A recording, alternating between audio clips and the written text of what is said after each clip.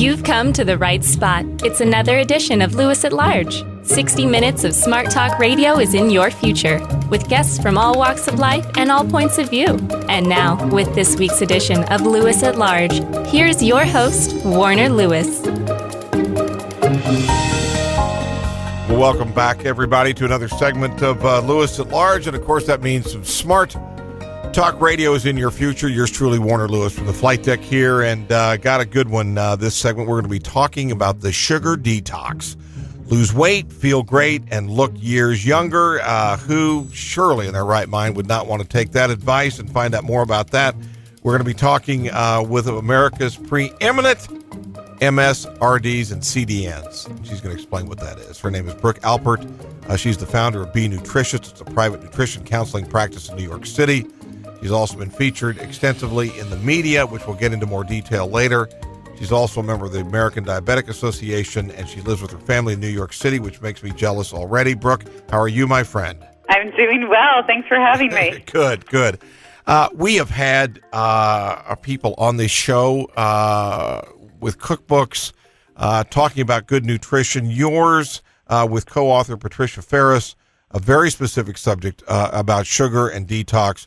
Let's do this. Before we dive into the book, give our listeners a little bit about your background and how you got into the health field to begin with. Oh, that's a loaded question there. Well, I'm a registered dietitian, and I have a private practice, as you said, called Be Nutritious in New York City.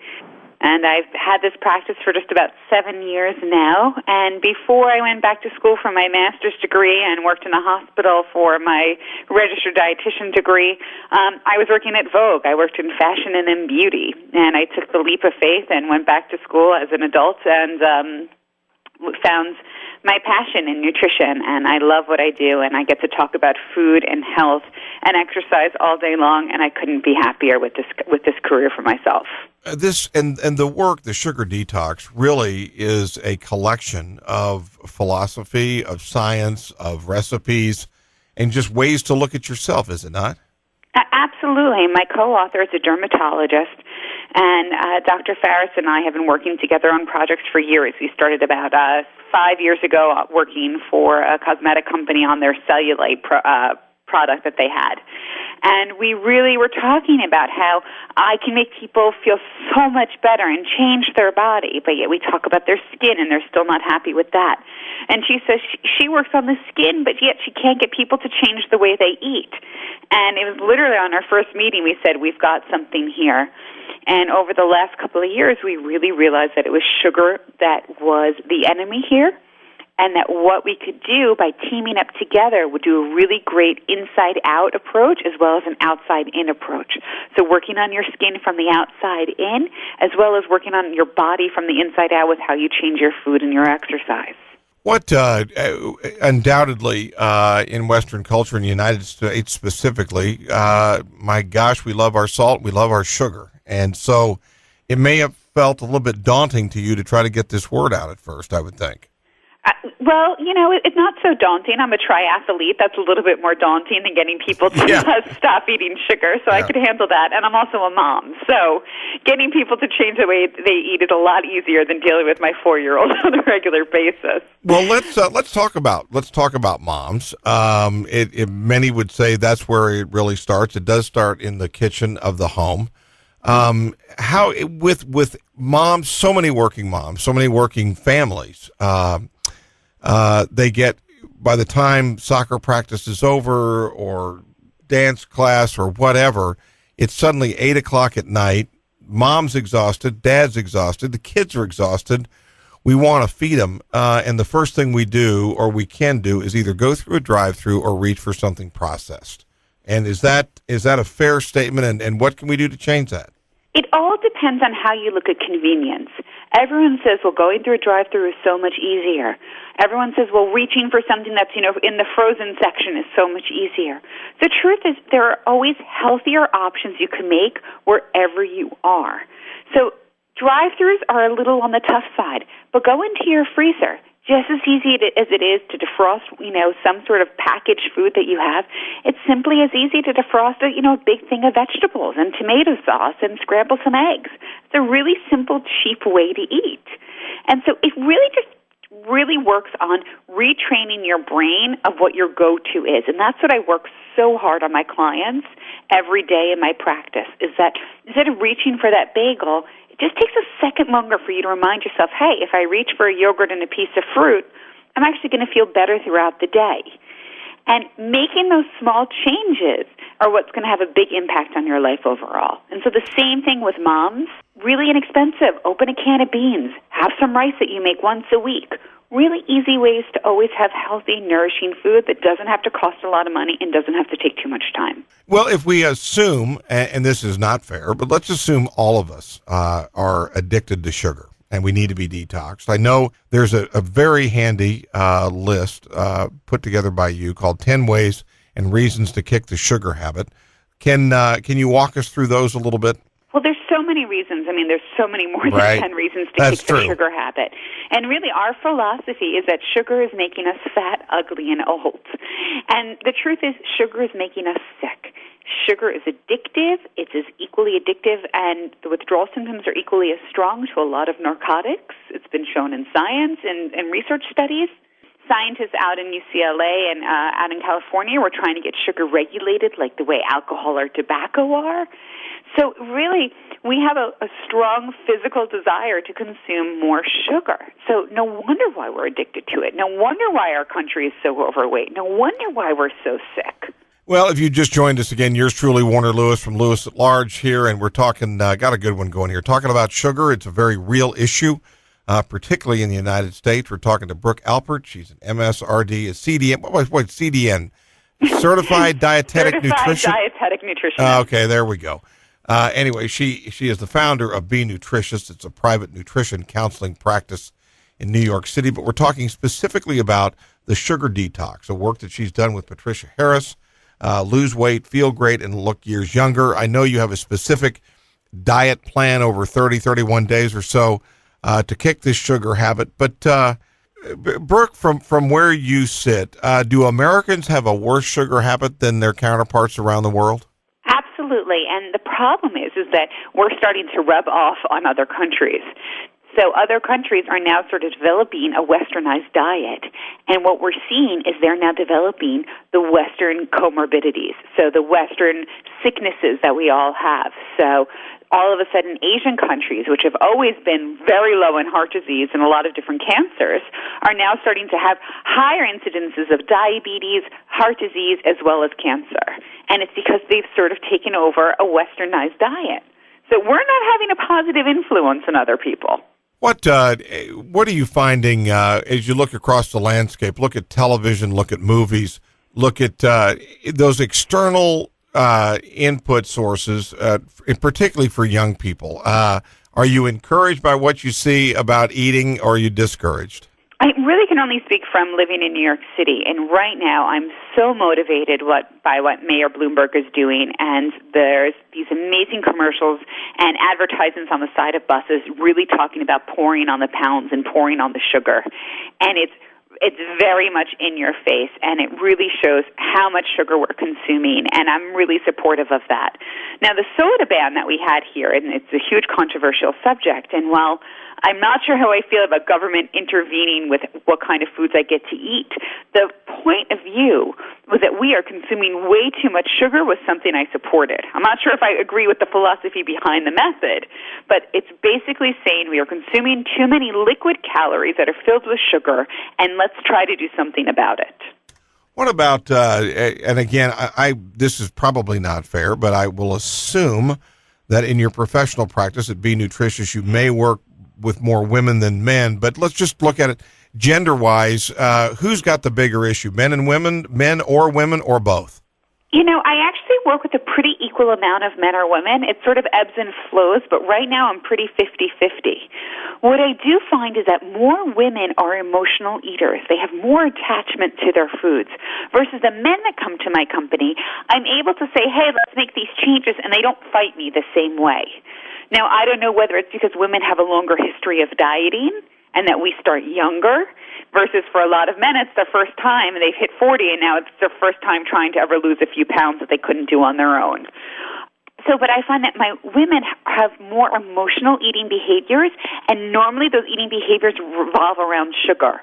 So they feel down, they reach for something sweet. There's that typical cliche that a woman breaks up with her boyfriend and she sticks to, now has a carton of ice cream. Right. Really sort of those cliches are what's something I work with a lot. Right. And the apparent love of chocolate.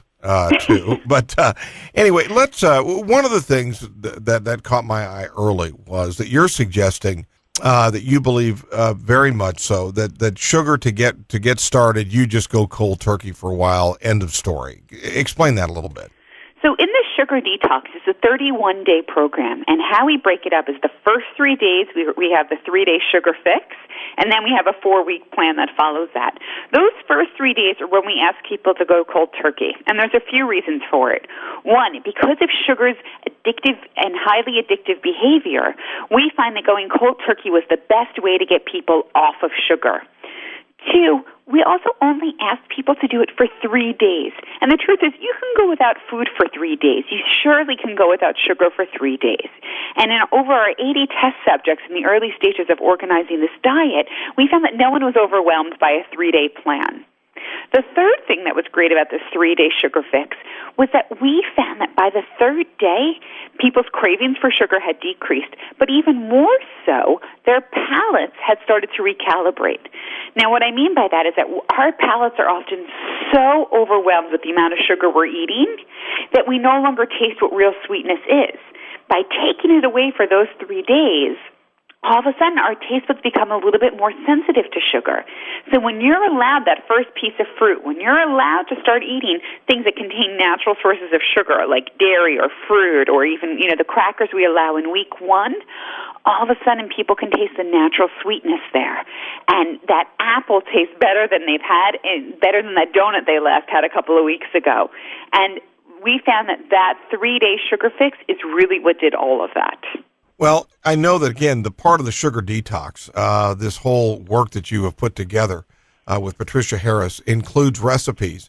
I'm curious as to, do you view the sugar substitutes, powdered or otherwise, as legitimate substitutes, or do we need to just go with completely different food groups in general? We are anti all artificial sweeteners. And there's a few reasons. One, they're super unhealthy. There's a new study that just linked one of the artificial sweeteners that's super popular to leukemia in animal studies. That's scary stuff there. On top of that, just how I talked about recalibrating our palates, these artificial sweeteners are so highly concentrated in their sweetness that it really sort of affects our sweetness, meters in our mouth, that we don't know what true sweetness tastes like. So if you have one packet of those pretty colored packets versus you would need tablespoons upon tablespoons of real sugar to equal the sweetness in the packet. So it really messes with our palate of knowing what sweetness is. So even just adding a drop or two of even stevia, that's right now the hottest trend in artificial sweeteners, it makes something so sweet. And the truth is, life is sweet enough. You don't need to be getting it from your food. Got it. Okay. What about, again, what kind of cooperation or lack of cooperation when you were doing some of your research here did you get from either government agencies or local health agencies at all? We're actually getting major support from everybody, from medical professionals, from government professionals, from the works, because the truth is we're really targeting what the problem is in Americans' diet.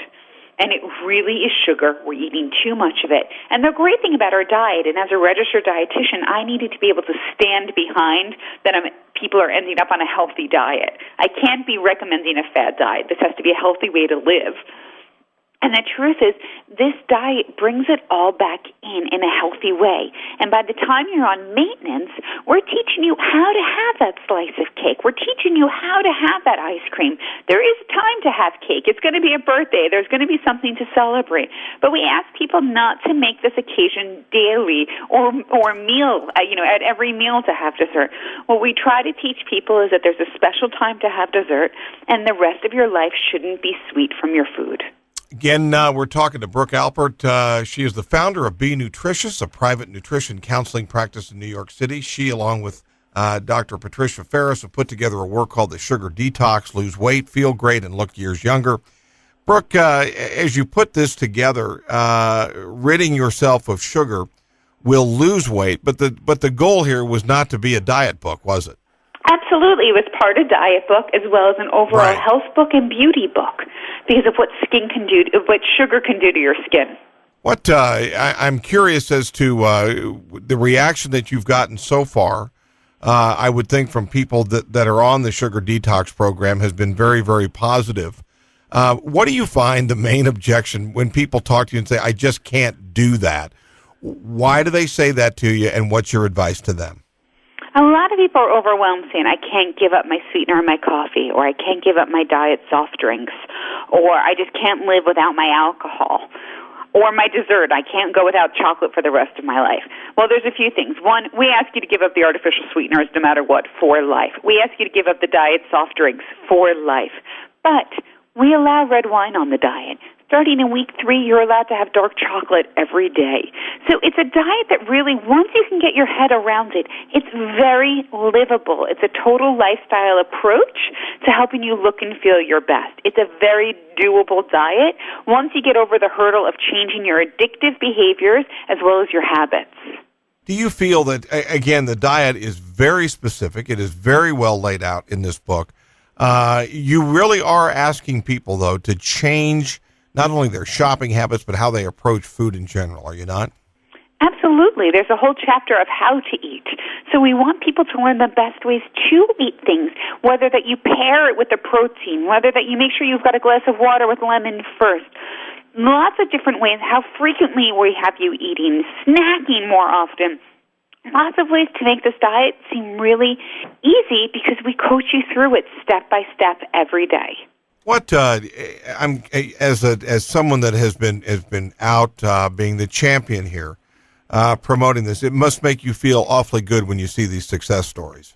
I love success stories, and the great thing right now is due to all the press we're having, I'm getting recognized in some of my favorite restaurants in my neighborhood.